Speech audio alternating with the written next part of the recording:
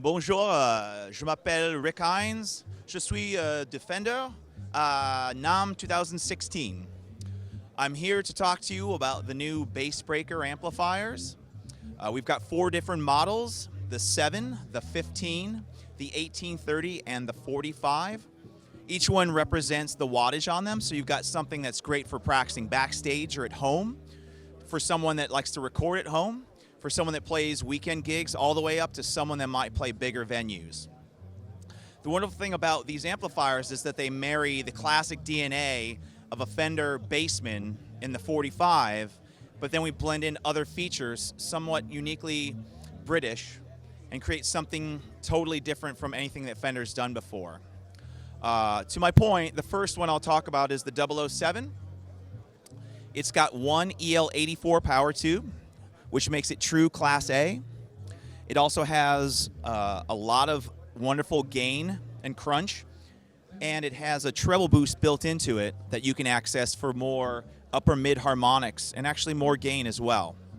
It has great cleans and a really nice sounding master volume, and is available as a head and a 112 cabinet or as a combo. The 15 is for the home recordist. It has 3 different gain stages: low, mid, and high. It has a bright switch. It also is the only amplifier in the series that has built-in digital reverb. The reason we went with digital as opposed to tube is that it actually has quite a bit of gain.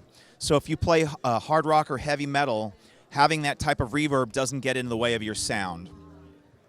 The other great feature about this is it has an XLR out, so when you actually switch this, it'll blink, meaning that it's ready to record. That disengages the speaker, and then you can go directly into your computer and use cabinet simulation and ground lift to get a great sound without ever hearing it outside of the recording device. The 1830 has 2 Celestion V-type speakers, and it's actually the only amp of the bunch that is 2-channel. This one doesn't have an effects loop, but its whole thing is about power tubes. With the EL34s, it has a wonderful distinct chime that's married with the tone circuit of a deluxe reverb. So channel 1 is your great cleans and a 3-band EQ.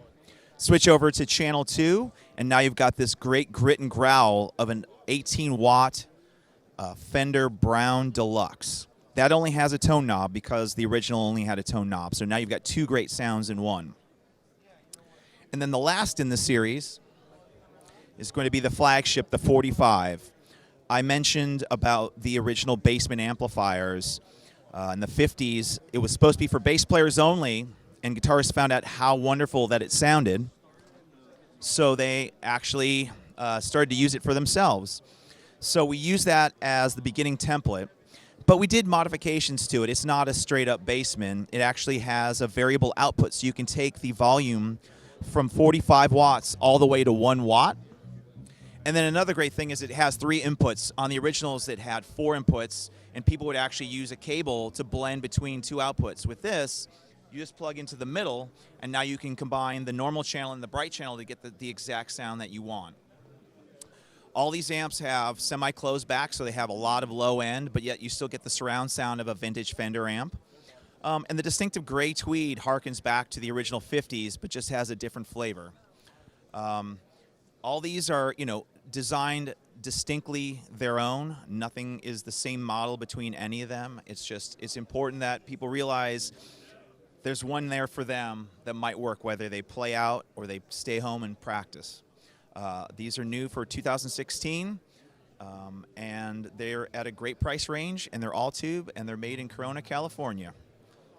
And that's the new Bassbreaker. Thanks for watching. A biento.